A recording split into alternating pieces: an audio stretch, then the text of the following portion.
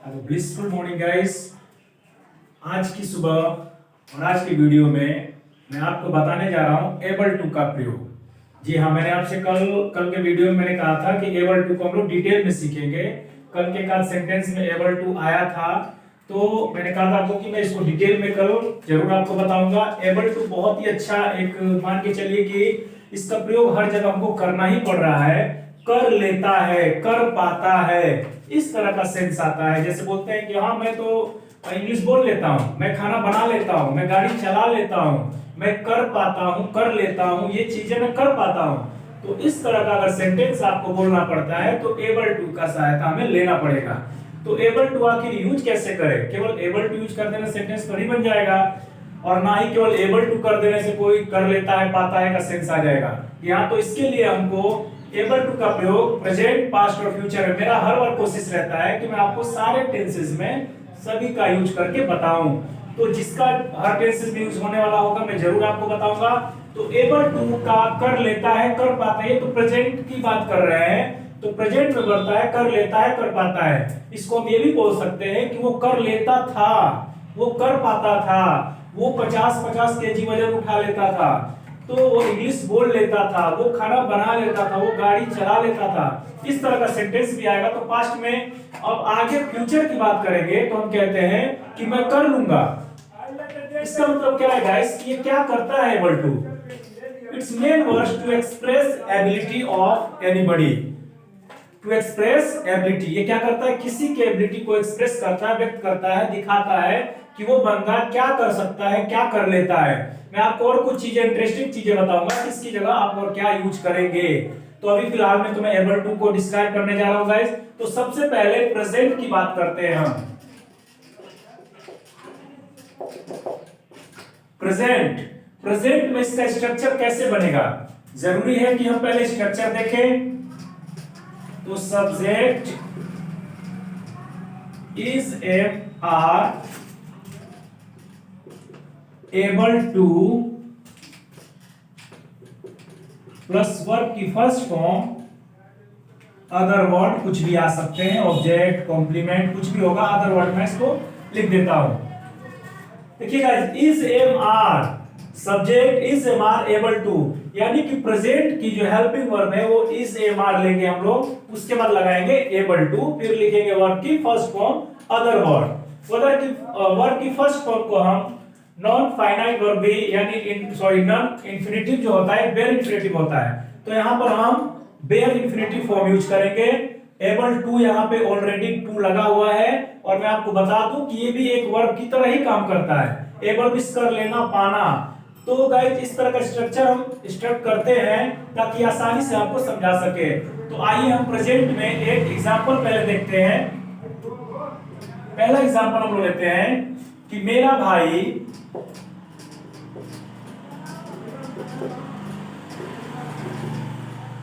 अंग्रेजी बोल लेता है। मेरा भाई अंग्रेजी बोल लेता है। तो मेरा भाई अंग्रेजी बोल लेता मतलब क्या है कि उसके पास ऐसी एबिलिटी है, वो कैपेबल है इसके लिए। He is able to speak English। ऐसे लोग बोलते हैं, आप सुने होंगे, I am able to speak English, मैं इंग्लिश बोल लेता हूं, या I am able to speak English। उसी तरह मेरा भाई भी है, तो वो भी अंग्रेजी बोल लेता है। तो क्या बोलेंगे? सब्जेक्ट, सब्जेक्ट लिखेंगे मेरा भाई मीन्स माय ब्रदर। अब गाइस यहाँ पे ये देखते हैं कि इज लगाए, एम लगाए या आर लगाए। तो आपको शायद पता हो तो ठीक है, अगर नहीं पता है तो बता देता हूं। इज लगता है सिंगुलर सब्जेक्ट के साथ, यानी सब्जेक्ट एक कोई होगा, कोई एक व्यक्ति, एक कोई भी होगा, एक की बात करेंगे, या कोई एक नाम होगा तो भी हम लोग इज लगाएंगे। एम तो सिर्फ आई के साथ लगता है, आई के साथ एम लगेगा। आर लगता है प्लूरल सब्जेक्ट के साथ, यानी एक से ज्यादा लोगों को काम करने की बात की जाए, उनकी योग्यता को दिखाया जाए कि वो क्या कर लेते हैं, क्या कर पाते हैं, तो आर लगाते हैं। तो फिर से रिपीट कर रहा हूं, इज सिंगुलर सब्जेक्ट, यानी एक आदमी, एक व्यक्ति, एक औरत, कुछ भी हो जो कर लेता है, एक होगा तो इज लगाएंगे। सिर्फ आई अपने लिए आई के साथ एम लगाएंगे, और बाकी जितने प्लूरल सब्जेक्ट बन जाते हैं इनको छोड़ के सिंगुलर और आई को उनके साथ आर का यूज करते हैं। बाकी एबल टू, वर्ब की फर्स्ट फॉर्म, अदर वर्ड सब में रहेगा। माय ब्रदर, अब ब्रदर मेरा एक है क्योंकि बोल लेता है, तो मैं एक भाई की बात कर रहा हूं।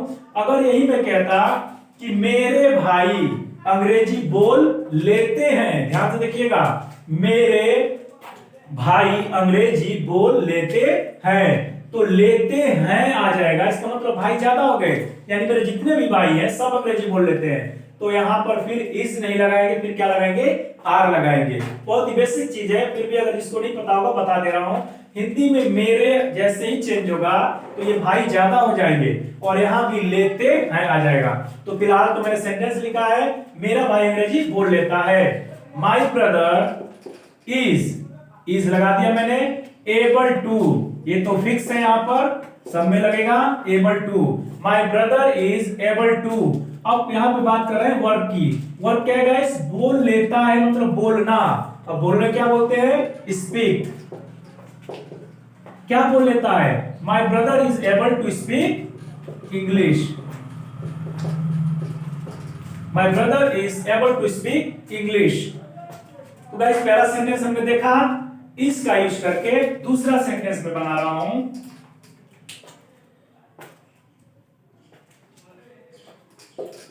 मैं कार चला लेता हूं। मैं कार चला लेता हूं जी।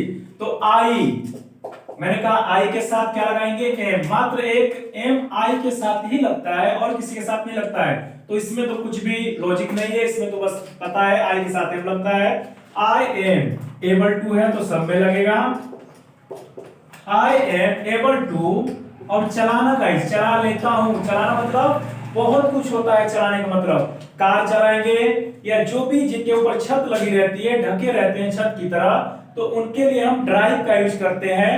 अगर जैसे मोटरसाइकिल है जिसको बाइक बोलते हैं, साइकिल है यानी दो पहिया वाहन जो खुले में रहते हैं, उनके लिए राइड का यूज करते हैं।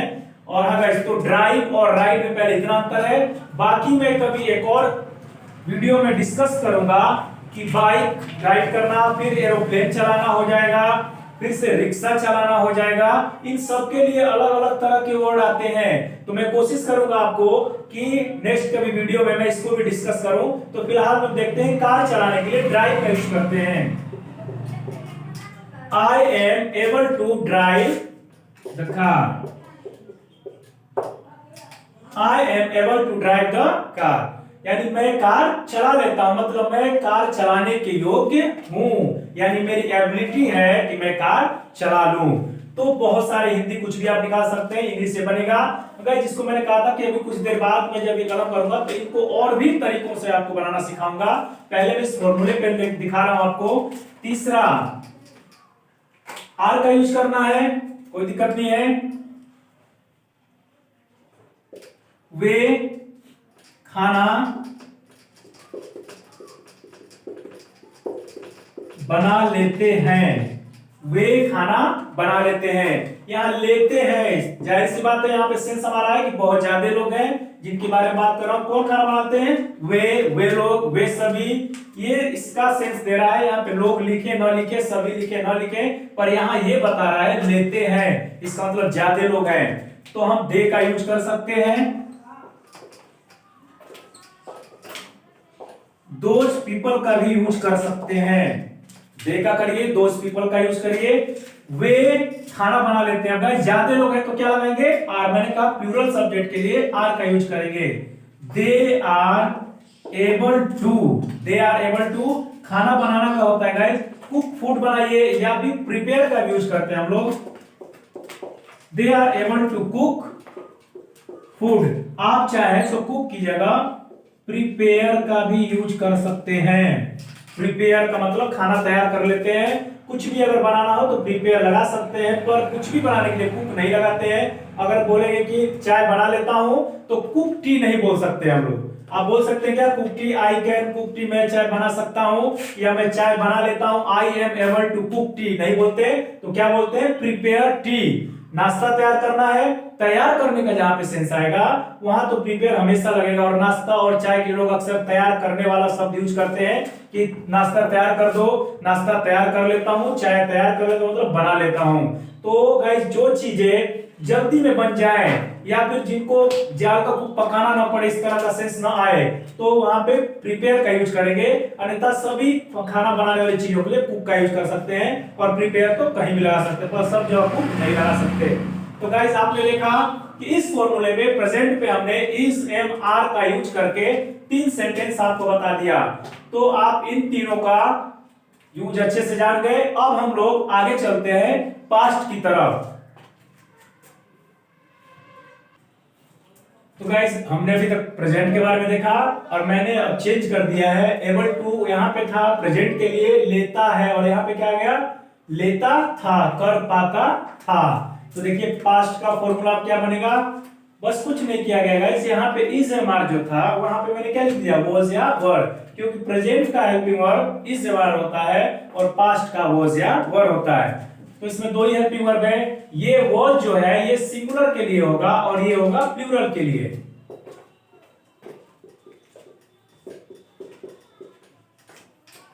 मैंने लिख भी दिया आपके लिए कि अगर कोई स्क्रीनशॉट लेता है लास्ट में तो उसके लिए ये हेल्पफुल रहेगा, पर आप समझेंगे तो अच्छा रहेगा। सिर्फ स्क्रीनशॉट ले लेने से आप नहीं सीख सकते।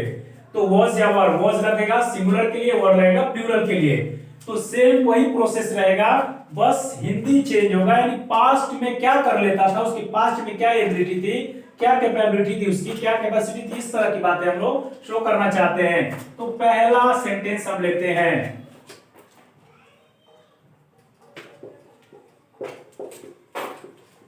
मेरे पापा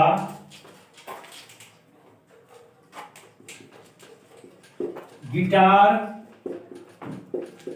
बजा लेते थे। मेरे पापा गिटार बजा लेते थे, इसका मतलब क्या है कि अब नहीं बजा पाते हैं, पहले गिटार बजा लेते थे। तो उनकी पास्ट में एबिलिटी को मैं शो करना चाह रहा हूं। तो कैसे शो करेंगे फिर इसको, सब्जेक्ट मेरे पापा,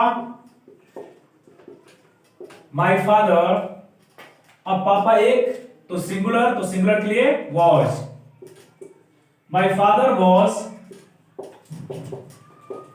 एबल टू तो प्रेजेंट में था, पास्ट में भी, फ्यूचर में इसी को पढ़ ही रहे हम लोग। हेल्पिंग वर्ब चेंज हो रही है, my father was able to. अब गाइस बजाना का क्या होता है, बजाने के लिए प्ले का ही यूज करते हैं हम लोग, play guitar. My father was able to play guitar, यानी मेरे पापा गिटार बजा लेते थे। तो वॉज का यूज कर दिया हम लोग। बस याद रखिएगा कि कुछ भी जो चीजें इंस्ट्रूमेंटल चीजें बजानी होती हैं उसके लिए प्ले का यूज करते, play harmonium, play guitar, play banjo, play कैसी, जो भी कुछ आप करना चाहते हैं प्ले का यूज कर सकते हैं, तो बजाने के लिए हो जाएगा।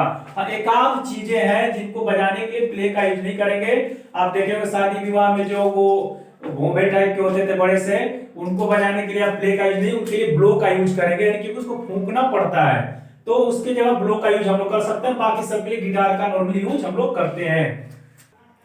तो गाइस आपने देखा कि हाँ बजाने के लिए मैंने जो कहा प्ले गिटार विटार, तो बहुत तरह के होते हैं। अब शादी विवाह में जो होता है भाजा, मैंने कहा उसका कोई नाम वो नहीं है क्लियर मुझे, इसलिए मैंने भोंबा तरह का, क्योंकि यहाँ के लोग उसी नाम से जानते हैं। तो आप समझ गए होंगे कि मैं क्या कहना चाह रहा हूँ। अब दूसरा हम वर्ड पे देखेंगे, उसके दोस्त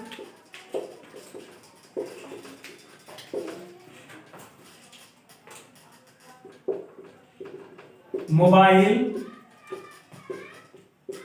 चला लेते थे। उसके दोस्त मोबाइल चला लेते थे। अब दोस्त कितने गए, ज्यादा है, उसके हैं तो हिज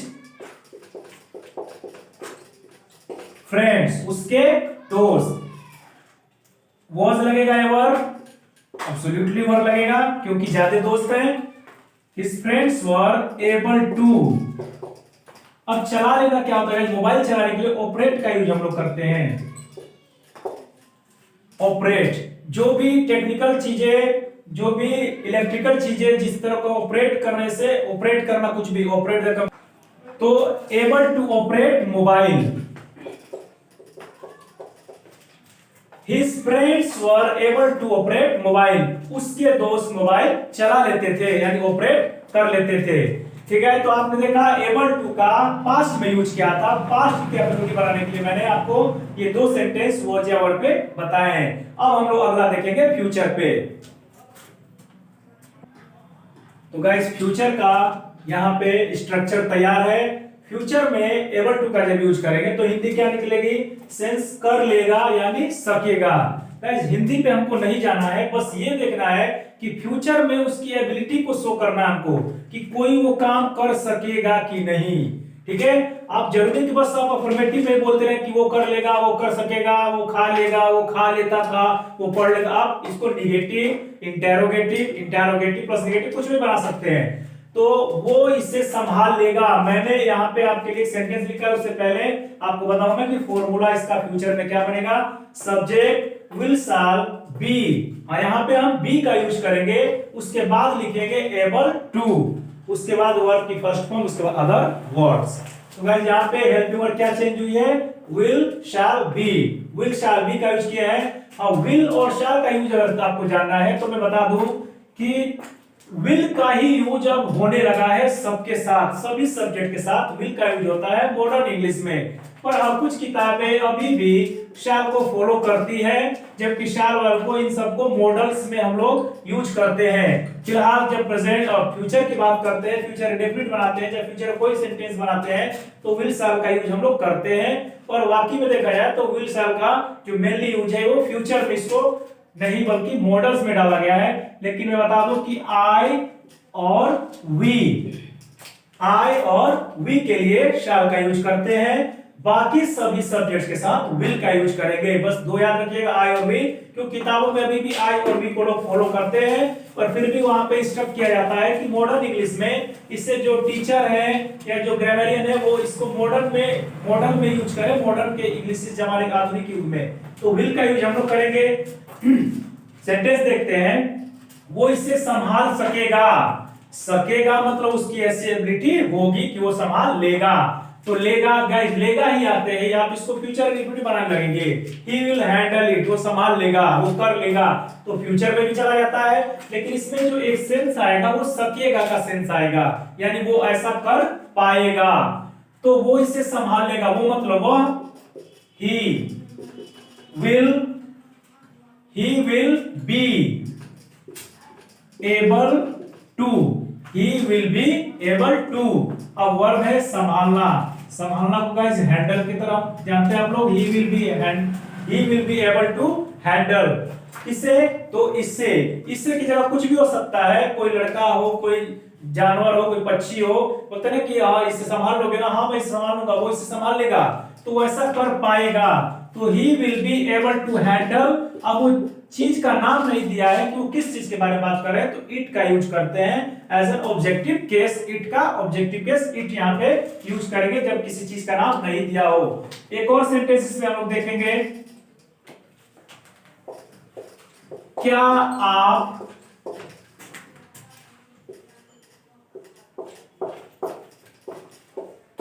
इसे पढ़ लेंगे। अब मैं सवाल भी पूछ सकता हूं आपकी योग्यता के बारे में, मैं सवाल भी पूछ सकता हूं कि आपकी एबिलिटी है कि क्या आप इसे पढ़ लेंगे।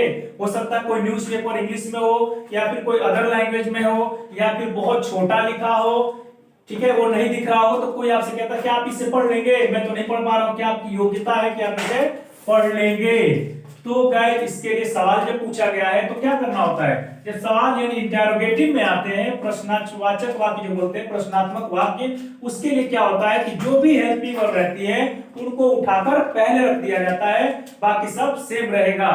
तो हम क्या करेंगे, विल और शैल में से कोई एक लेंगे। तो मैंने आपको कहा कि विल का यूज आप हर जगह कर सकते हैं, हालांकि यहाँ पे आई और वी तो है भी नहीं कि हम शैल की बात करेंगे। तो क्या आप इसे पढ़ लेंगे, तो क्या की इंग्लिश हम यहाँ पे नहीं लिखेंगे।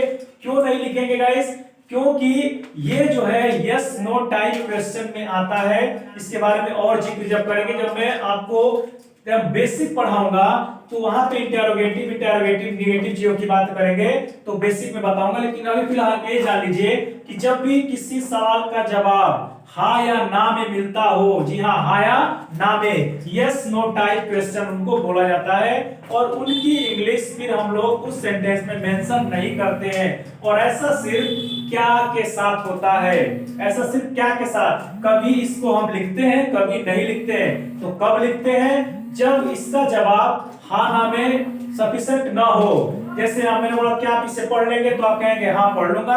आप कह सकते हैं कि ना नहीं पढ़ पाऊंगा। तो सिर्फ आपने किसमें जवाब दिया, हाँ या ना में। अब मैं ये कहूंगा कि आप क्या पढ़ लेंगे, आप क्या पढ़ सकते हैं, तो आप बोलेंगे कि मैं इंग्लिश पढ़ सकता हूँ, हिंदी पढ़ सकता हूँ, कोई और लैंग्वेज पढ़ सकता हूँ। तो आपको कुछ ना कुछ बताना पड़ता है, तो फिर हम वहां पे क्या का इंग्लिश लिखते हैं, लेकिन यहाँ पे नहीं लिखेंगे। इसके बारे में अगर आपको और जानकारी चाहिए तो मैं जब बेसिक चीजें पढ़ाऊंगा उसमें ये मेंशन करूंगा बहुत बारीकी से, ठीक है। तो क्या आप इससे पढ़ लेंगे, तो will you be able to, मैंने कहा कि ये जो पार्ट है यानी कि हेल्पिंग वर्ब, इसको उठाकर पहले लगाएंगे तो ये आएगा पहले, तो फिर आएगा सब्जेक्ट, सब्जेक्ट लिख दिया be able to. Will you be able to, पढ़ लेने को read, will you be able to read. और इससे कुछ भी न्यूज़पेपर, कोई स्टोरी बुक, कुछ भी हो सकता है, कॉमिक्स हो सकता है, आई डोंट नो गाइस। तो यहाँ पे क्या आप इसे पढ़ लेंगे, will you be able to read it. तो आपने यहां तक देखा कि फ्यूचर में, प्रेजेंट में और पास्ट में मैंने एबल टू का यूज आपको बताया है। कोशिश मेरी यही रहेगा कि मैं सारी चीजें आपको इसमें मैं डिस्क्राइब कर दिया हूं। अगर फिर भी कुछ आपको समझ में नहीं आया तो कमेंट बॉक्स में आप लोग लिख सकते हैं। हाँ, मैंने एक चीज बताया था, बस मैं 10 सेकंड में और आपको बता सकता हूं इसको, कि ये जो भी सेंटेंस हमने बनाया है इसको हम कैन पे भी बना सकते हैं। जी हाँ, सही सुना आपने, कैन पे भी बना सकते हैं, क्योंकि कैन भी एबिलिटी को शो करता है। जैसे मैंने कहा कि मैं खाना बना लेता हूं, इसका मतलब क्या है गाइस, कि मैं खाना बना लेता हूं। तो खाना बना लेता हूं मतलब कि मैं खाना बना सकता हूं, तभी तो मैं कह रहा हूं कि मैं खाना बना लेता हूं मतलब खाना बना सकता हूं। तो आप उस हिंदी को चाहे तो अपने हिसाब से चेंज करके और इस सेंटेंस को अगर बोलेंगे आप कि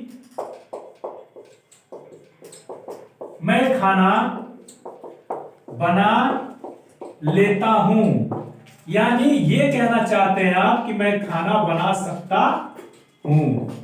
ये देखिए गाइस, ये चीजें भी आपको मैं बता दे रहा हूं इसी वीडियो में एक साथ। बना लेता हूं तो आप ये बोलेंगे कि I am able to prepare food, या फिर आप ये बोल सकते हैं आई कैन प्रिपेयर फूड। तो देखा गाइस आपने,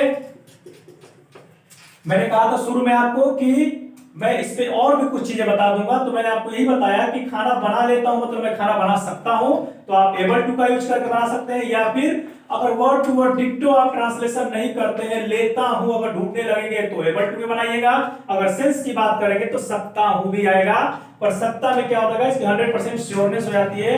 100% तो कुछ भी नहीं हो सकता है, मतलब मान के चलिए 90% है approximately.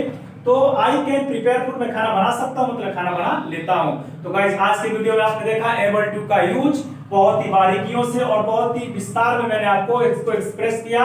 To express the ability of someone, किसी की एबिलिटी को शो करना हो तो एबल टू का यूज हम लोग करते हैं गाइस। तो मैं ऐसे ही आपके लिए और भी वीडियो लाता रहूंगा और ऐसे ही जानकारी आपको बहुत मिलती रहेगी गाइस। हम बारीकियों से मैं सिखाऊंगा, थोड़ा टाइम लग सकता है, थोड़ी सी डिस्टरबेंस हो सकती है कि साफ इतना न दिखे, इतना मेरे पास इक्विपमेंट नहीं है सफिशिएंट, लेकिन अब फिर भी आपको मैं बिल्कुल सही सही और साफ साफ बोलता हूं और कोशिश करूंगा कि अच्छे से आपको मैं सिखा सकूं। Thanks for watching my video, like share and subscribe to your friends guys. Thank you again.